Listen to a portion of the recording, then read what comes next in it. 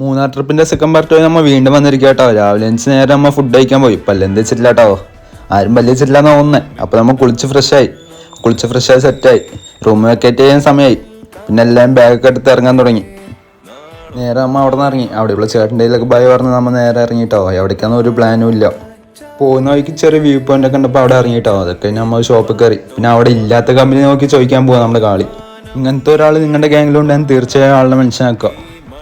എന്തായാലും ആ ഷോപ്പ് കയറിയതല്ലേ പറഞ്ഞ് നമ്മൾ എല്ലാവരും ചായയൊക്കെ അടിച്ചിട്ട് അവിടെ നിന്ന്. പിന്നെ ഇതാണ് നമ്മുടെ ടീംസ്. മഞ്ഞുമൽ ബോയ്സിൽ കുട്ടാട്ടനും പിള്ളേരും നടക്കുന്ന പോലെ ഇല്ലേ. വരുന്ന വഴിക്ക് അയ്യപ്പൻ ചേട്ടൻ്റെ കടയിൽ നിന്ന് ഓരോ കഞ്ഞിയൊക്കെ അടിച്ച് നല്ല വിശപ്പുള്ളതുകൊണ്ട് വീഡിയോ ഒന്നും എടുക്കാൻ പറ്റില്ല കേട്ടോ. അതൊക്കെ കഴിഞ്ഞ് നമ്മുടെ ഡ്രൈവർ ചേട്ടൻ പറഞ്ഞു ഇപ്പം ഇറങ്ങിയ വല്ല ആനയോ പുലിനെ കാണാമെന്ന്. പിന്നെ ഒന്നും നോക്കിയില്ല, നമ്മൾ ചോര ഇറങ്ങാൻ തുടങ്ങി. എല്ലാവരും നോക്കിയിരിക്കുക വല്ല ആനയോ പുലിയോ കാണാൻ വേണ്ടിട്ട്.